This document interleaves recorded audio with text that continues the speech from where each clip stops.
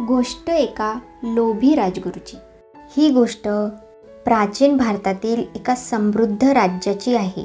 त्या राज्याचा राजा खूप शहाणा आणि सामर्थ्यवान होता। त्याचं राज्य प्रचंड समृद्ध आणि शांततामय होतं। त्याचे आपल्या एकुलत्या एका मुलीवर, राजकन्येवर खूप प्रेम होते। पण एके दिवशी राजा खूप चिंतेत होता। त्याच्या चेहऱ्यावर ताण स्पष्ट दिसत होता आणि त्यामुळे तो आपले राजकीय कामही नीट करू शकत नव्हता। हे पाहून राजाचा सल्लागार राजगुरू म्हणाला, महाराज, तुम्हाला काही त्रास आहे का? तुम्ही एवढे चिंताग्रस्त का दिसत आहात? राजा सुस्कारा टाकत म्हणाला, मला माझ्या मुलीच्या लग्नाची चिंता आहे। योग्य वर शोधण्याची जबाबदारी माझ्यावर आहे, पण मी चुकीचा निर्णय घेण्याच्या भीतीने अस्वस्थ आहे। हा जो राजगुरू होता तो ज्योतिषशास्त्रात निपुण होता। तो राजाला म्हणाला, महाराज, काळजी करू नका। तुमच्या राज्याची भविष्यातली दिशा तुमच्या मुलीच्या लग्नावरून ठरेल, पण मी योग्य सल्ला देऊ शकेन। फक्त राजकन्येची कुंडली माझ्याकडे द्या, मी तिच्या भविष्याबद्दल विश्लेषण करीन। राजाने राजगुरूला राजकन्येची कुंडली दिली। राजगुरूने ती काळजीपूर्वक पाहिली आणि त्यातलं भविष्य समजून घेतलं। काही वेळ विचार केल्यानंतर तो म्हणाला, महाराज, ही कुंडली सांगते की जो राजकन्येशी विवाह करेल तो खूप श्रीमंत होईल। जर तो राजा असेल तर त्याचे राज्य आणखी मोठे होईल। तो आपला राज्य विस्तारेल आणि सर्व बाजूंनी यशस्वी होईल। हे ऐकून राजा आनंदित झाला, पण त्याला अजूनही काहीतरी चुकत असल्यासारखे वाटत होते।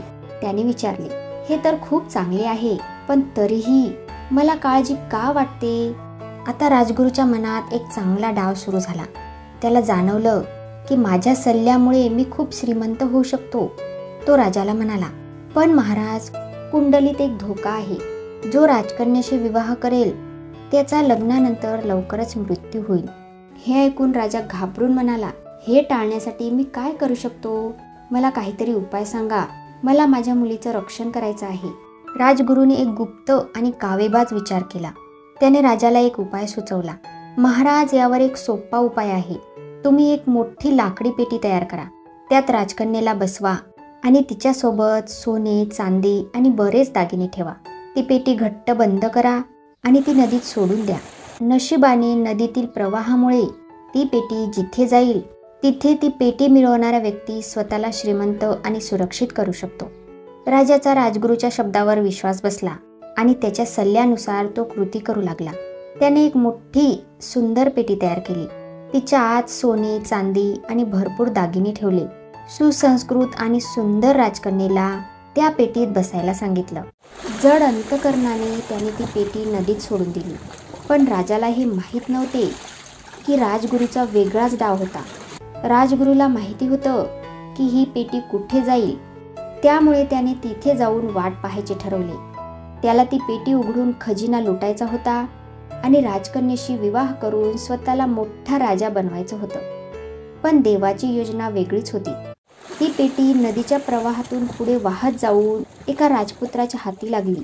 तो राजपुत्र जंगलात शिकारीसाठी गेला होता आणि पाणी पिण्यासाठी नदीकिनारी आला होता। त्याला पेटी पाहून उत्सुकता वाटली। त्याने ती उघडली।